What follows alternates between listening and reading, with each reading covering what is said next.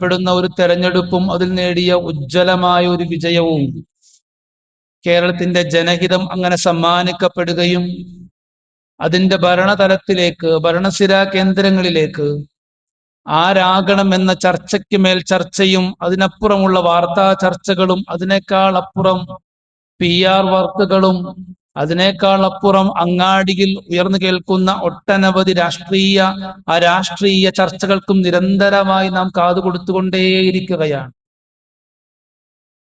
അതെല്ലാം നമ്മെ സംബന്ധിച്ചിടത്തോളം നമ്മെ ആര് ഭരിക്കണം, അത് എങ്ങനെ ഭരിക്കണം, എങ്ങനെയുള്ള കാഴ്ചപ്പാടുള്ളവരായിരിക്കണം എന്ന നിലവാരം അനുസരിച്ചിട്ടാണ് മനോഹരമായ വോട്ട് സംവിധാനങ്ങളിലേക്ക്, ജനാധിപത്യത്തിന്റെ മൂല്യങ്ങളിലേക്ക് നാം ചേർന്ന് നിൽക്കുകയും അതിനൊപ്പം സഞ്ചരിക്കുകയും ചെയ്തത്. അങ്ങനെ കലുഷിതമാകുന്ന രംഗത്തേക്ക് നാം പോകുമ്പോ നൂറ്റാണ്ടുകൾക്ക് 14 മുമ്പ് പരിശുദ്ധ റസൂലിന്റെ സുന്ദരമായ മദീനയിൽ ഒരു വാർത്ത നടക്കുന്നുണ്ട്. ചരിത്രത്തിന്റെ ഏടുകളിൽ പോലും രാവുറങ്ങിപ്പോയ, നിലാവ് അസ്തമിച്ചു പോയ, ഇരുണ്ടുപോയി എന്ന് പോലും ചരിത്രങ്ങളിൽ എഴുതപ്പെട്ടു പോയ ഒരു ഹബീബായ പരിശുദ്ധ റസൂലിന്റെ വഫാത്തിന്റെ ദിനരാത്രങ്ങൾ. ആ പുണ്യ റസൂലിന്റെ വഫാത്തിന് ശേഷം ഇസ്ലാമികമായി ഖലീഫ പദം ആരലങ്കരിക്കണം എന്ന വലിയൊരു ചർച്ച നടക്കുന്നുണ്ട്. പരിശുദ്ധമായ ദീനിന്റെ മനോഹരമായ കാഴ്ചപ്പാടുകൾക്ക്, അതിന്റെ മൂല്യങ്ങൾക്ക് നേതൃത്വം കൊടുക്കാൻ അള്ളാഹുവിന്റെ പരിശുദ്ധ റസൂലിന് ശേഷം ഇനി ആര് എന്ന വലിയ ഒരു ചർച്ച. അതിന്റെ ഡെപ്ത് നാം ഇപ്പോഴേ ആലോചിച്ചാൽ പോലും അത്ഭുതം കൊള്ളും. അള്ളാഹുവിന്റെ റസൂലിന് ശേഷം ഇസ്ലാമിന്റെ ഖലീഫ പദം, ഖിലാഫത്ത് ആരേറ്റെടുക്കുമെന്നാണ്. ആ സമയത്തും അവിടെയും ഉണ്ടായിരുന്നു ചേരിതിരിഞ്ഞുള്ള വർത്തമാനങ്ങൾ. സ്വാഭാവികമാണ്. നമുക്കിടയിൽ തന്നെ നോക്കിയാൽ എനിക്കൊരഭിപ്രായം, നമുക്ക് ഒറ്റഭിപ്രായം, നാം കൂടുന്നിടത്ത് പല അഭിപ്രായങ്ങളാണ്. ആ സമയത്ത് ഒരു വിഭാഗം ആളുകൾ, മുഹാജിറുകൾ എന്ന് പറയുന്ന അള്ളാഹുവിന്റെ റസൂലിന്റെ ആദർശത്തോട്, വിശുദ്ധ ഇസ്ലാമിന്റെ സംഹിതകളോട് ചേർന്ന് നിന്ന, ഒരു സമയത്ത് ജീവിക്കാൻ കഴിയാതെ വരുമ്പോ രാത്രികാലങ്ങളിലായി, പകൽ സമയങ്ങളിലായി താൻ ജനിച്ചു വീഴുന്ന മണ്ണിനോട്, താൻ വളർന്നു വന്ന വീടിനോട്, തന്റെ കളിമുറ്റങ്ങളോട്, താൻ ഉണ്ടാക്കിയ സാമ്പത്തികമായ ലോകങ്ങളോട്, അതിന്റെ കച്ചവടങ്ങളോട്, കച്ചവട സാമഗ്രികളോട്, എല്ലാത്തിനോടും വിട പറഞ്ഞ് താൻ ഏറ്റെടുത്തിരിക്കുന്ന വിശ്വാസത്തിന് വേണ്ടി, ആദർശത്തിന് വേണ്ടി, അതിന്റെ സഞ്ചാരത്തിന് വേണ്ടി, അതിന്റെ സ്വാതന്ത്ര്യത്തിന് വേണ്ടി അള്ളാഹുവിന്റെ റസൂലിന്റെ കൂടെ മദീനയിലേക്ക് പലായനം ചെയ്ത വലിയൊരു വിഭാഗം ആളുകൾ. തന്റെ ആദർശത്തിന് വേണ്ടി തന്റെ വീട് മാത്രമല്ല, തന്റെ കുടുംബം മാത്രമല്ല, അന്നോളം നാം അധ്വാനിച്ചുണ്ടാക്കിയ സാമ്പത്തികമായ ലോകങ്ങൾ മുഴുവൻ മക്കയുടെ മടിത്തട്ടിലേക്ക് വലിച്ചെറിഞ്ഞു കളഞ്ഞിട്ട് അള്ളാഹുവിന്റെ റസൂലിനോടൊപ്പം മദീനയിലേക്ക് പലായനം ചെയ്ത വലിയ വിഭാഗം ആളുകൾ, മുഹാജിരീങ്ങളായ ആളുകൾ. അവർ പറഞ്ഞു, അള്ളാഹുവിന്റെ റസൂലിന്റെ കൂടെ ഈ ദീനിന്റെ യാത്രയിൽ ആദ്യമായി ചേർന്നത് ഞങ്ങളാണ്. അതുകൊണ്ട് ഹബീബായ റസൂലിന് ശേഷം ഈ ഖിലാഫത്തിന്റെ പദം അലങ്കരിക്കാൻ ഏറ്റവും നല്ല ആളുകൾ, അർഹതപ്പെട്ടത് ഞങ്ങളാണ്. സ്വാഭാവികമായ, നീതിപരമായി തോന്നുന്ന ഒരഭിപ്രായമാണ്. ആ സമയത്താണ് ചില ആളുകൾ എഴുന്നേറ്റ് നിന്ന് പറഞ്ഞു, അങ്ങനെയാണെങ്കിൽ ഞങ്ങൾക്കും പറയാനുണ്ടല്ലോ. നിങ്ങളെല്ലാം ഉപേക്ഷിച്ചു വന്ന് ഞങ്ങളുടെ മണ്ണിലേക്ക്, ഞങ്ങളുടെ മദീനയിലേക്ക് വരുമ്പോ ഞങ്ങൾക്കുണ്ടായതെല്ലാം പകുതി മുറിച്ച് നിങ്ങൾക്ക് വിഹിതം വച്ച് തന്നത് ഞങ്ങളല്ലയോ? ഞങ്ങളുടെ സമ്പത്തിന്റെ വിഹിതം, ഞങ്ങളുടെ കുടുംബത്തിന്റെ വിഹിതം, ഞങ്ങളുടെ കച്ചവട സ്രോതസ്സുകളുടെ വിഹിതം എല്ലാം തന്ന്, ഞങ്ങൾ കൃഷിഭൂമികൾ തന്ന് സാമ്പത്തികമായി സഹായിച്ച്, ഒരു കൂട്ടുകാരനെ പോലെ, ഒരു ഉമ്മ പെറ്റ സഹോദരനെ പോലെ നിങ്ങളെ ചേർത്തു പിടിച്ചത് ഞങ്ങളല്ലയോ? പിന്നീട് അള്ളാഹുവിന്റെ റസൂൽ ജീവിതകാലം മുഴുവൻ സമീപിച്ചതും ജീവിച്ചതും ഞങ്ങളോടൊപ്പമല്ലയോ? ഇനിയും ഈ ഭരണം നടക്കേണ്ടത് മദീനയിലല്ലയോ? മദീന ഭരിക്കുന്നത് ഞങ്ങളല്ലേ, ഞങ്ങളുടെ നാടല്ലേ, അപ്പൊ ഞങ്ങളല്ലേ ഭരിക്കേണ്ടതെന്ന് ചോദിച്ചു. ചർച്ചകൾ വല്ലാണ്ട് കലുഷിതമായി അന്തരീക്ഷത്തിലേക്ക് ശബ്ദമുഖരിതമായപ്പോഴാണ് അവർക്കിടയിൽ നിന്ന് അൻസാറുകൾപ്പെട്ട ചില ആളുകൾ ഈ വാദം പറഞ്ഞപ്പോൾ ചില ആളുകൾ വീണ്ടും എഴുന്നേറ്റ് നിന്ന് പറഞ്ഞു, ഇതും ഞങ്ങൾക്ക് യോജിക്കാൻ കഴിയില്ല എന്നാണ്. മുഹാജിറുകളും അൻസാറുകളും തമ്മിൽ വലിയ ചർച്ചകളാണ്. ചർച്ചകൾക്ക് മേൽ ചർച്ചകൾ അങ്ങനെ കടന്നു വരുമ്പോഴാണ് അവർക്കിടയിലേക്ക് സയ്യിദുന അബൂബക്കർ സിദ്ദീഖ് റളിയല്ലാഹു അൻഹു പ്രശ്നപരിഹാരത്തിന് വേണ്ടി അവർക്കിടയിലേക്ക് ഹൈക്കമാൻഡ് എന്നതുപോലെ കടന്നു വരുന്നത്. തീരുമാനങ്ങളുള്ള സയ്യിദുന അബൂബക്കർ സിദ്ദീഖ് എഴുന്നേറ്റ് എന്ന് പറഞ്ഞു, നഹ്നുൽ ഉമറാ, ഞങ്ങൾ നേതൃത്വം കൊടുക്കാം. ഹബീബായ റസൂലിന്റെ കൂടെ സന്തത സഹചാരികളായി നിന്ന് ഞങ്ങളാണല്ലോ, അതുകൊണ്ട് ഞങ്ങൾ നേതൃത്വം കൊടുക്കാം. അൻസാറുകൾ എന്ന് പറഞ്ഞ പരിശുദ്ധമായ ഇസ്ലാമിന് എല്ലാ സഹായങ്ങളും ചെയ്തത് നിങ്ങൾ, വഅൻതുമുൽ ഉസറാ, നിങ്ങൾ ഞങ്ങളുടെ നേതൃത്വത്തിന് സഹായകരമായി, ഇസ്ലാമിന്റെ മനോഹരമായ പ്രബോധനത്തിന്, അതിന്റെ വിശ്വാസത്തിന് സഹായകരമായി അള്ളാഹുവിന്റെ റസൂലിന്റെ കൂടെ എങ്ങനെ നിന്നുവോ അതുപോലെ നിങ്ങൾ നിൽക്കാൻ പറഞ്ഞു എന്നാണ്. അങ്ങനെ പറഞ്ഞപ്പോഴേക്കും വീണ്ടും ഹൈക്കമാൻഡിൽപ്പെട്ട അള്ളാഹുവിന്റെ റസൂലിന്റെ സന്തത സഹചാരികൾ പ്രധാനിയായ സയ്യിദ്ന ഉമറുൽ ഫാറൂഖ് റളിയല്ലാഹു അൻഹു എഴുന്നേറ്റ് നിന്ന് പറഞ്ഞു, നുബായിഉക അൻത യാ അബൂബക്കർ, അബൂബക്കർ സിദ്ദീഖ് തങ്ങളെ ഞങ്ങൾക്ക് പറയാനുള്ളത്, അങ്ങാണ് അള്ളാഹുവിന്റെ റസൂലിന്റെ കൂടെ യാത്രകാലങ്ങളിൽ മുഹാജിറുകളായി വന്നതിന് ശേഷവും ഈ മദീനയിൽ ജീവിക്കുന്ന കാലവും സൗറിന്റെ ഗുഹാമുഖത്തും യാത്രാവേളകളിലും ഹിജറയുടെ സാഹചര്യങ്ങളിലും അനുസ്യൂതമായ വഹീനെ അള്ളാഹുവിന്റെ റസൂൽ ഏറ്റെടുക്കപ്പെടുന്ന അധിക സമയങ്ങളിലും അവിടുത്തെ അറിഞ്ഞതും പഠിച്ചതും കൂട്ടുകാരനായി നിന്നതും താൻ പോലും രണ്ടാമനെന്ന് പറഞ്ഞവൻ നിങ്ങളാണല്ലോ. അതുകൊണ്ട് നുബായിഉക, നിങ്ങളെ ഞങ്ങൾ ബൈഅത്ത് ചെയ്യുകയാണ്. വഅൻത സയ്യിദുനാ വഖൈറുനാ വഅഹിബ്ബുനാ ഇലാ റസൂലില്ലാഹ്, അങ്ങ് ഞങ്ങളുടെ നേതാവാണ്, ഞങ്ങളിൽപ്പെട്ട ഏറ്റവും കരണീയനാണ്, ഞങ്ങളിൽപ്പെട്ട ഏറ്റവും ഉന്നതൻ അങ്ങാൻ, ഏറ്റവും ഉദാരമതിയും അങ്ങാൻ. വഅഹിബ്ബു ഇലാ റസൂലില്ലാഹി സ്വല്ലല്ലാഹു അലൈഹി വസല്ലം, അള്ളാഹുവിന്റെ റസൂലിലേക്ക് ഏറ്റവും പ്രിയങ്കരവും അങ്ങാൻ. അതുകൊണ്ട് അങ്ങയെ ഞങ്ങൾ ഞങ്ങളുടെ ഖലീഫയായി, ഖിലാഫത്തിനായി, ഇസ്ലാമിന്റെ സ്ഥാനത്തേക്ക് പ്രഥമ ഖലീഫയായി അങ്ങ് ഞങ്ങൾ തീരുമാനിക്കുന്നു എന്നാണ്. ആ ചർച്ചയിൽ എല്ലാവരും പെട്ടെന്ന് ഹൈക്കമാൻഡിന്റെ തീരുമാനങ്ങൾക്ക് കേൾവി കൊടുക്കുകയും അതിന് സമ്മതം അറിയിക്കുകയും ചെയ്തു. വലിയ ഒരു ചർച്ചയ്ക്ക് ഹൈക്കമാൻഡിൽ നിന്നൊരു തീരുമാനം വരുന്നു. അതിനെ അക്ഷരാർത്ഥത്തിൽ സ്വീകരിക്കുകയും ആ സ്വഹാബത്ത് മുഴുവൻ അള്ളാഹുവിന്റെ പരിശുദ്ധ റസൂലിന്റെ സ്വാഹിബായ ഹബീബായ റസൂലിന്റെ പ്രിയപ്പെട്ട കൂട്ടുകാരൻ അബൂബക്കർ സിദ്ദീഖ് തങ്ങളെ ബൈഅത്ത് ചെയ്ത് ഇസ്ലാമിക ലോകത്തെ പ്രഥമ ഖലീഫയായി തെരഞ്ഞെടുത്തു എന്നാണ്.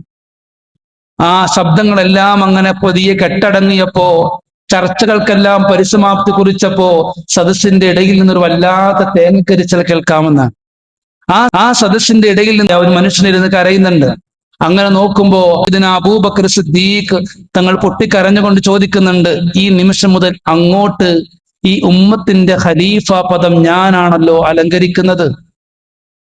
നാളെ ഖിയാമത്തിന്റെ നാളിലേക്ക് അള്ളാഹുവിന്റെ മുമ്പിലേക്ക് ഞാൻ നിങ്ങളുമായി വരുമ്പോ, ഇസ്ലാമിക രാഷ്ട്രത്തലവനായി ഞാൻ വരുമ്പോ, ആ ചോദ്യങ്ങൾക്ക് ഞാൻ എങ്ങനെയാണ് ഉമറെ ഇനി ഞാൻ മറുപടി പറയുന്നത്? വലിയ ഭാരപ്പെട്ട ഉത്തരവാദിത്തമാണല്ലോ എനിക്ക് നിങ്ങൾ ഏറ്റിത്തന്നത് എന്ന് ചോദിച്ചിട്ട് കൊച്ചുകുട്ടിയെ പോലെ ആ സദസ്സിലിരുന്നു കൊണ്ട് സയ്യിദ്ന അബൂബക്കർ സിദ്ദീഖ് റളിയല്ലാഹു അൻഹു പൊട്ടിക്കരഞ്ഞു എന്നാണ്. അധികാരം വലിയ ഭാരാണ്. അത് സ്വയം ഏറ്റെടുക്കപ്പെടുന്നത് നബി തങ്ങൾ നിരാകരിച്ചിട്ടുണ്ടെന്നാണ്. സ്വയം ആരും ഏറ്റെടുക്കരുതെന്നാണ്. ഇന്നത്തെ കാലത്ത് വർത്തമാന സാഹചര്യത്തിലേക്ക് സ്വർണ്ണക്കനി പോലെ അധികാരത്തിന്റെ 4 അക്ഷരത്തിന് വേണ്ടി, സ്ഥാനമാനങ്ങൾക്ക് വേണ്ടി നിരന്തരമായ ചർച്ചകളും കുതികാൽ വെട്ടലുകളും ചതിപ്രയോഗങ്ങളും വില കൊടുത്തു വാങ്ങലും എല്ലാം അങ്ങനെ സുലഭമായി നടക്കുന്നിടത്ത് ഇസ്ലാമിക ചരിത്രത്തിന്റെ മനോഹരമായ ഏടുകൾ നാം പരതുമ്പോ ഈ ഖിലാഫത്തിന്റെ അധികാരത്തിന്റെ സ്ഥാനമാനങ്ങളെ ഓർത്ത് ഭയപ്പെട്ടിട്ട് ഓടി മാറിയ ഒട്ടനവധി സഹാബത്തിനെ നമുക്ക് കാണാൻ കഴിയുമെന്നാണ്. അധികാരം വലിയ ഭയമാണ്. സഹാബത്തിനെ സംബന്ധിച്ചിടത്തോളം അത് തീ കത്തുന്ന ഒരു കൽക്കരി പോലെ പേടിച്ചു മാറിപ്പോയിരുന്നു എന്നാണ്. ഇന്നത്തെ കാലത്ത് മാൻപേടയെ പോലെ അധികാരം മുന്നിലോടുകയും ഒരു വേട്ടക്കാരനെ പോലെ അധികാരിയാവാൻ ആഗ്രഹിച്ചുകൊണ്ട് മനുഷ്യൻ പുറകെയോടുകയും ചെയ്യുന്ന ഒരു വേട്ടക്കാരന്റെയും മാൻപേടയുടെയും കഥ പറയുന്നത് പോലെ കാഴ്ച മാത്രമായി അതങ്ങനെ മാറിപ്പോകുമ്പോൾ വലിയ അമാനാത്താണ്. അത് ചെറുതാവട്ടെ അത് വലുതാവട്ടെ, ഏതെങ്ങനെയാണെങ്കിലും. അതുകൊണ്ടാണ് ഖലീഫയായി സയ്യിദ്ന അബൂബക്കർ സിദ്ദീഖ് റളിയല്ലാഹു അൻഹു മിമ്പറിലോട്ട് നടത്തുന്ന ആദ്യത്തെ പ്രഭാഷണമുണ്ട്. ആ പ്രഭാഷണം പറയുന്നുണ്ട്, അയ്യുഹന്നാസ് ഖദ് ഉല്ലീതും അലൈക്കും, നിങ്ങൾ എല്ലാവരും കൂടി ചേർന്നിട്ട് എന്നെ ഖലീഫയാക്കി തെരഞ്ഞെടുത്തിരിക്കുകയാണ്. വലസ്തു ബിഖൈരിക്കും, നിങ്ങളെക്കാൾ ഒരു നിലക്കും ഉത്തമനല്ല ഞാൻ എന്ന ഒരു ബോധ്യം എനിക്കുണ്ടെന്നാണ്. വലസ്തു ബിഖൈരിക്കും, നിങ്ങളെക്കാൾ യാതൊരു തരത്തിലും ഉത്തമനല്ല എന്ന കൃത്യമായ ബോധ്യം എനിക്കുണ്ട്. വൈൻ അഹ്സൻതു, ഞാനെങ്ങാനും നന്മയിലേക്ക് മുഖം തിരിഞ്ഞാൽ, നന്മയുടെ ഒരു ദൗത്യവുമായി ഞാൻ മുന്നിട്ടിറങ്ങിയാൽ, ഫഅഈനൂനി, ഒറ്റയ്ക്കുള്ള ഒരു വലിയ ഭരണമല്ല ഞാൻ കാഴ്ചവെക്കുന്നത്, സ്വച്ഛാധിപത്യ ഭരണമല്ല ഞാൻ കാഴ്ചവെക്കുന്നത്. ഫഅഈനൂനി, നിങ്ങൾ എനിക്ക് സഹായം ഒരുക്കണേ എന്ന് സയ്യിദുനാ അബൂബക്കർ സിദ്ദീഖ് റളിയല്ലാഹു അൻഹു.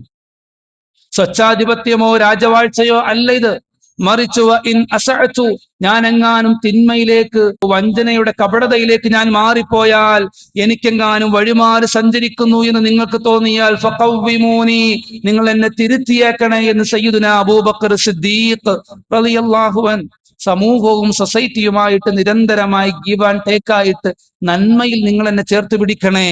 തിന്മയിലേക്ക് എങ്ങാനും ഞാൻ വഴിമാറി സഞ്ചരിച്ചു എന്ന് തോന്നിയാൽ ആ സമയത്ത് ഫഖവ്വിമൂനി, കൃത്യമായി നിങ്ങൾ എനിക്ക് വഴി കാണിച്ച് എന്നെ തിരുത്തി തരണേ എന്ന് സയ്യിദുനാ അബൂബക്കർ സിദ്ദീഖ് റളിയല്ലാഹു അൻഹു. പിന്നീട് ഖലീഫയായി വരുമ്പോഴേക്കും വീണ്ടും ചർച്ച നടക്കുന്നുണ്ട്, അടുത്ത ഖലീഫയാര് എന്നതാണ്. ഇസ്ലാമിക ചരിത്രത്തിൽ രണ്ടാമത്തെ ഖലീഫയായി ആരെ തെരഞ്ഞെടുക്കണമെന്നാണ്. ആ സമയത്തും അബൂബക്കർ സിദ്ദീഖ് റളിയല്ലാഹു അൻഹുവിന്റെ ടീമിലുണ്ടായിരുന്ന ആ ഹൈക്കമാൻഡിൽപ്പെട്ട 12 ആളുകൾ ഒരുമിച്ച് കൂടിയിട്ട് അവരിൽ നിന്ന് ഒരാളെ തെരഞ്ഞെടുത്തു എന്നാണ്. സയ്യിദുനാ ഉമറുൽ ഫാറൂഖ് റളിയല്ലാഹു അൻഹു തങ്ങൾ അങ്ങനെ ഭരണസിരാ കേന്ദ്രം മനോഹരമായി മുന്നോട്ട് കൊണ്ടുപോകുമ്പോ എത്രയോ മനോഹരമായ കാഴ്ചകളെ നമുക്ക് കാണാൻ കഴിയുമെന്നറിയോ. സമൂഹത്തിന്റെ ഏറ്റവും അടിത്തട്ടിൽ പോലും അബൂബക്കർ സിദ്ദീഖ് റളിയല്ലാഹു അൻഹുവിനെ ഒരിക്കൽ യാദൃശ്ചികമായി രാത്രികാലത്ത് സയ്യിദുനാ ഉമറുൽ ഫാറൂഖ് റളിയല്ലാഹു അൻഹു കാണുന്നുണ്ട്. ഖലീഫയായി രാജപദം അലങ്കരിക്കുന്ന അബൂബക്കർ സിദ്ദീഖ് റളിയല്ലാഹു അൻഹുവിനെ രാത്രികാലത്ത് കരിമ്പുടം പൊതിച്ചിങ്ങനെ നടന്നു പോകുന്നത് കാണുമ്പോ സയ്യിദുനാ ഉമറുൽ ഫാറൂഖ് അത്ഭുതത്തോടെ പുറകെ കൂടി എങ്ങോട്ട് പോകുന്നു എന്നറിയാൻ. ദീർഘമായ യാത്രയിൽ മരുഭൂമികൾ താണ്ടിയിട്ട് മലമടക്കുകൾ താണ്ടി കടന്നു പോകുന്ന അബൂബക്കർ സിദ്ദീഖ് റളിയല്ലാഹു അൻഹുവിന്റെ പിന്നാലെ സഞ്ചരിക്കുന്നുണ്ട് സയ്യിദുനാ ഉമറുൽ ഫാറൂഖ് റളിയല്ലാഹു അൻഹു. രാത്രിയുടെ ഈ അരണ്ടയാമങ്ങളിൽ പോലും അങ്ങ് എവിടെ പോകുന്നു എന്നറിയാൻ നോക്കുമ്പോ ആ സമയത്ത് നരാചരകൾ ബാധിച്ച, തീർത്തും വാർദ്ധക്യം പ്രാപിച്ച, കണ്ണ് കാണാൻ കഴിയാത്ത പാവപ്പെട്ട ഒരു സാധു സ്ത്രീ, ആ സ്ത്രീയുടെ മലമൂത്ര വിസർജന വസ്ത്രങ്ങളെല്ലാം കഴുകി ശുദ്ധീകരിച്ച് ആ പ്രിയപ്പെട്ട ഉമ്മയെ കുളിപ്പിച്ച് ആ പ്രിയപ്പെട്ട ഉമ്മയുടെ വായിലേക്ക് ഭക്ഷണം കൊടുത്തിട്ടാണ് സയ്യിദുനാ അബൂബക്കർ സിദ്ദീഖ് റളിയല്ലാഹു അൻഹു രണ്ടാമതൊരാൾ പോലും അറിയാതെ തിരിച്ച് തന്റെ വീട്ടിലേക്ക് കടന്നു പോകുന്നതെന്ന്.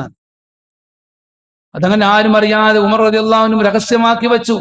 വഫാത്തിന്റെ തൊട്ടടുത്ത ദിവസങ്ങളിൽ സയ്യിദുനാ ഉമറുൽ ഫാറൂഖിനെ അബൂബക്കർ സിദ്ദീഖ് റളിയല്ലാഹു അൻഹു അടുത്തേക്ക് വിളിച്ചിട്ട് പറയുന്നുണ്ട്, യാ അബൂബക്കർ, ഇന്നാലിന്ന സ്ഥലത്ത്, ഇന്നാലിന്ന പ്രദേശത്ത് ഒരു പാവപ്പെട്ട ഉമ്മ താമസിക്കുന്നുണ്ട്.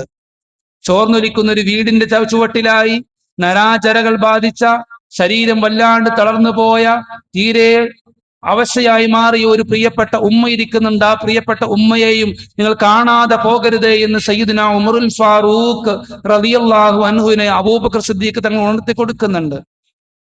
ആ വാക്ക് പാലിക്കാൻ വേണ്ടി ഖിലാഫത്ത് തന്റെ കീഴിലേക്ക് വരുമ്പോ, ഉമർ റളിയല്ലാഹു അൻഹു ഭരണസിരാ കേന്ദ്രം അങ്ങനെ മനോഹരമായി ഭരിക്കപ്പെടുമ്പോ രാത്രി സമയത്ത് റൊട്ടിയുമായി ഉമർ റളിയല്ലാഹു അൻഹു ആ ഉമ്മയുടെ വീട്ടിലേക്ക് പോകുന്നുണ്ട്. അവിടെ ചെന്നിട്ട് ഉമ്മയുടെ മലിനമായ വസ്ത്രങ്ങളെല്ലാം കഴുകി വൃത്തിയാക്കി, കട്ടിലെല്ലാം കഴുകി വൃത്തിയാക്കി ആ ഉമ്മയെ കുളിപ്പിച്ച ശേഷം ഭക്ഷണം വായിലേക്ക് വെക്കുമ്പോ ആ ഉമ്മ ചോദിക്കുന്നുണ്ട്, നിങ്ങളാരാണ്? താൻ കൊടുത്ത ഭക്ഷണത്തിനെങ്ങാനും എന്തെങ്കിലും പോരായ്മയോ, താൻ കുളിപ്പിച്ച് വസ്ത്രം മാറ്റുന്നതിനിടയിൽ വേദനയോ സംഭവിച്ചോ എന്നറിയാൻ സങ്കടത്തോടെ, വേവലാതിയോടെ ആ ഉമ്മയോട് സയ്യിദുനാ ഉമറുൽ ഫാറൂഖ് തങ്ങൾ ചോദിക്കുന്നുണ്ട്, എന്ത് സംഭവിച്ചു പോയി?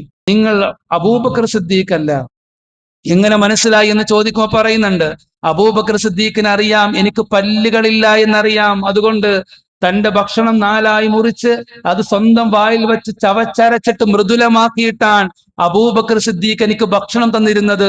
ഇപ്പോ തരുന്ന ഭക്ഷണം അങ്ങനെ അത്ര അയവുള്ളതല്ലല്ലോ, വലിയ മാർദ്ദവമുള്ള കട്ടിയുള്ള ഭക്ഷണമാണല്ലോ എന്ന് പറഞ്ഞപ്പോഴാണ് സയ്യിദുനാ ഉമറുൽ ഫാറൂഖ് റളിയല്ലാഹു അൻഹു പൊട്ടിക്കരഞ്ഞു എന്നാണ്. എന്നിട്ട് പറഞ്ഞു, അബൂബക്കർ സിദ്ദീഖ് തങ്ങൾ വഫാത്തായിട്ടുണ്ട്, ഇപ്പോ ഇസ്ലാമിന്റെ ഖിലാഫത്ത് നടത്തുന്നത് ഞാനാണ്. അബൂബക്കർ സിദ്ദീഖ് എന്നോട് പറഞ്ഞിരുന്നു, അതുകൊണ്ട് ഞാൻ വരുന്ന ഭക്ഷണം തരുന്നതാണെന്ന് പറഞ്ഞിട്ട് ഭക്ഷണം എടുത്ത് 4 മുറിച്ച് വായിലേക്ക് വെച്ച് മൃദുലമാക്കി മിനുസപ്പെടുത്തി വെള്ളം കൂട്ടി അയവ് വരുത്തിയതിനു ശേഷം ആ ഉമ്മയെ ഭക്ഷണം കൊടുത്തിട്ടാണ് സയ്യിദുനാ ഉമറുൽ ഫാറൂഖ് റളിയല്ലാഹു അൻഹു തിരിച്ച് വീട്ടിലേക്ക് വരുന്നതെന്നാണ്. ഒരു ഭരണം നടത്തുമ്പോൾ അതിന്റെ സമൂഹത്തിന്റെ താഴെ തട്ട് മുതൽ മുകൾ ഭാഗം വരെ അതിന്റെ എല്ലാ ഏരിയയും കൃത്യമായി ഇസ്ലാമിന്റെ ഖലീഫമാർ കൃത്യമായി സംവിധാനിച്ചിരുന്നു എന്നാണ്.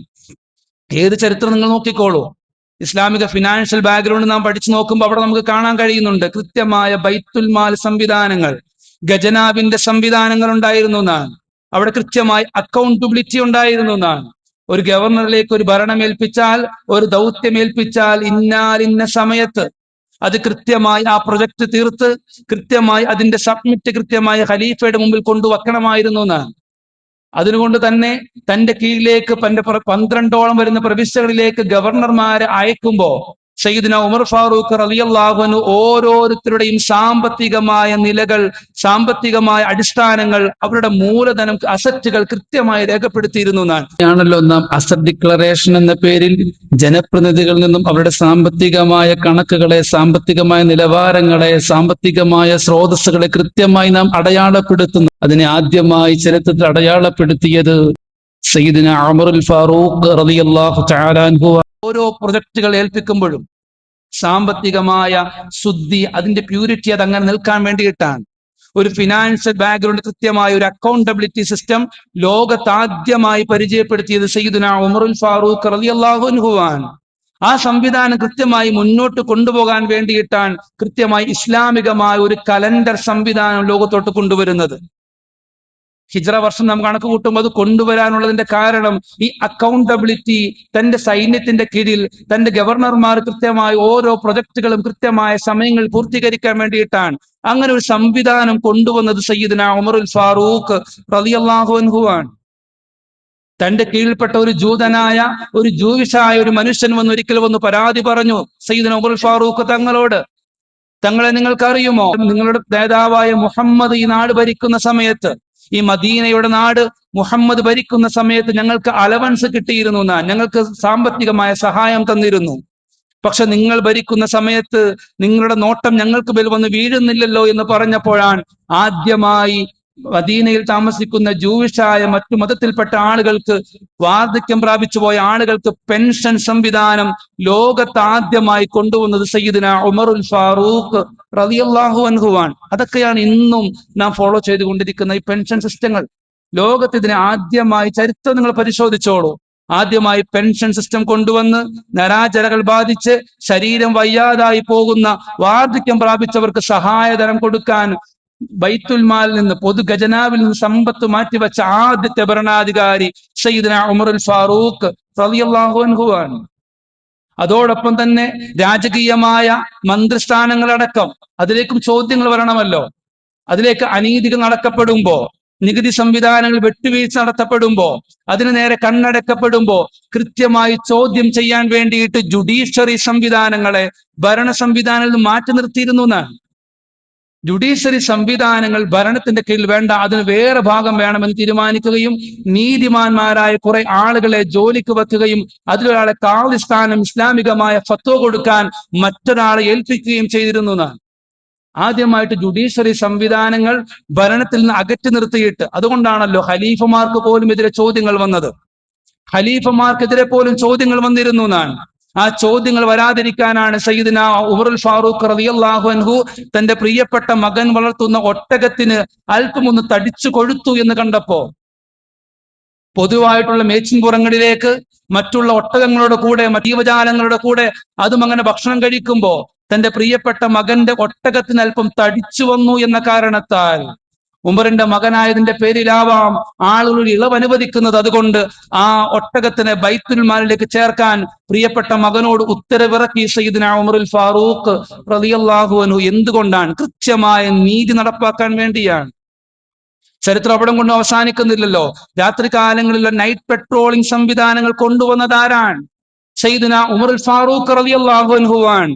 ഇന്ന് ഭരണസിരാ കേന്ദ്രങ്ങളിലേക്ക് ആളുകൾ ക്യൂ നിൽക്കപ്പെടുകയും ആരും അറിയാതെ അതിന്റെ ഫയലുകൾ കത്തിച്ചു കളയുകയും ചെയ്യുന്ന ഒരു കാലത്ത്, അതിലെല്ലാം ചവിട്ടുകൊട്ടയിലേക്ക് വലിച്ചെറിയപ്പെടുന്ന കാലത്ത്, എല്ലാവരും ഭരണശിലാ കേന്ദ്രങ്ങളിലേക്ക് ക്യൂ നിൽക്കുന്ന ഒരു കാലത്ത്, എല്ലാവരും ഉറങ്ങി നിൽക്കുമ്പോൾ തന്റെ പ്രജകളിലേക്ക് വേഷപ്രച്ഛന്നനായി നടന്നുപോയി ക്ഷേമം അന്വേഷിച്ചിരുന്നത് സയ്യിദ്ന ഉമറുൽ ഫാറൂഖ് റളിയല്ലാഹു അൻഹു ആണ്. എത്രയോ ചരിത്രങ്ങൾ ചെറുപ്പകാലം മുതലേ നാം കേൾക്കുന്നതാണ്. നൈറ്റ് പെട്രോളിംഗ് സംവിധാനങ്ങൾ, അതിനിടയിൽ ആരെങ്കിലും പാവപ്പെട്ടവനായി ഭക്ഷണം കഴിക്കുന്നില്ല എന്നറിഞ്ഞാൽ, ഏതെങ്കിലും വീട് പട്ടിണിയാണെന്നറിഞ്ഞാൽ, ഏതെങ്കിലും കുഞ്ഞുങ്ങൾ രാത്രികാലത്ത് ഭക്ഷണത്തിന് വേണ്ടി സങ്കടപ്പെട്ട് കരയുന്നു എന്ന് മനസ്സിലാക്കിയാൽ, ആ സമയത്ത് വേഷപ്രച്ഛന്നനായി മാവ് ചുമന്നിട്ട് ഭക്ഷണം കൊണ്ടുപോയി കൊടുത്തിരുന്നു സയ്യിദ്ന ഉമറുൽ ഫാറൂഖ് റളിയല്ലാഹു അൻഹു. ഒരിക്കൽ അങ്ങനെ പോകുമ്പോഴാണ് തന്റെ പ്രിയപ്പെട്ട അനുചരന്മാർ വന്ന് വഴി തടയുന്നത്. എന്തിനാണ് ഖലീഫ നിങ്ങൾ ഈ രാത്രികാല സമയങ്ങളിൽ ഈ മാവും ചുമന്നുകൊണ്ട് പോകുന്നു എന്ന് ചോദിച്ചപ്പോഴാ പറഞ്ഞത്, ഈ ഭരണം നിർവഹിക്കുന്നത് ഞാനാണ്, നാളെ ഹിസാബ് എനിക്ക് തനിച്ചാണ്. ആ സമയത്ത് ഇതിന് ചോദ്യം വരുമ്പോ ഞാൻ അള്ളാഹുവിന്റെ മുന്നിൽ കൃത്യമായ കാരണം ബോധിപ്പിക്കേണ്ടി വരും. അത് ഞാൻ ഭയപ്പെടുന്നു സ്വഹാബ, അതുകൊണ്ട് നിങ്ങൾ മാറി നിൽക്കണേ, ഈ മാവ് ഞാൻ ചുമന്നു കൊണ്ടുപോയി വീട്ടിലെത്തിക്കാമെന്ന് പറഞ്ഞു സയ്യിദുനാ ഉമറുൽ ഫാറൂഖ് റളിയല്ലാഹു അൻഹു. ഇങ്ങനെ എത്രയോ സിസ്റ്റങ്ങൾ കൊണ്ടുവന്നു ഞാൻ. നെപ്പോട്ടിസം പോലെയുള്ള സംസ്കാരങ്ങളെ, സ്വച്ഛാധിപത്യ പ്രവണതകളെ എല്ലാം ഇല്ലാതാക്കി കൃത്യമായി അറേബ്യൻ പെനിൻസുലയെ 12ഓളം വരുന്ന പ്രവിശ്യകളെ, ലക്ഷക്കണക്കിന് വിശാലമായ അറേബ്യൻ പെനിൻസുലയെ കൃത്യമായി ഭരിച്ചത് ഇസ്ലാമിക സംവിധാനങ്ങളായിരുന്നു സയ്യിദുനാ ഉമറുൽ ഫാറൂഖിന്റെ കാലത്താണ്. സയ്യിദുനാ ഉസ്മാൻ റളിയല്ലാഹു അൻഹു നോക്കിക്കോളൂ, മൂന്നാം ഖലീഫയായ ഉസ്മാൻ റളിയല്ലാഹു അൻഹു ഭരണം നടത്തുമ്പോഴാണ് എന്തോ ഒരു കാരണത്താൽ അകാരണമായി ഒരു സാധുവായ മനുഷ്യനെ വേദനിപ്പിച്ചതിന്റെ പേരിലാണ് ഒരു മനുഷ്യൻ വന്ന് വാതിൽ മുട്ടുന്നത്. വാതിൽ തുറന്ന് ചോദിച്ചു, എന്തേ ഈ സമയത്ത്? അപ്പൊ പറഞ്ഞു, തങ്ങളെ, നിങ്ങൾ എനിക്ക് ചെറിയൊരു വേദന അനുഭവിക്കേണ്ടി വന്നിട്ടുണ്ട്, ചെറിയൊരു വേദന. ആ വേദനയ്ക്ക് എനിക്ക് പകരം ചോദിക്കേണ്ടതുണ്ടെന്നാണ്.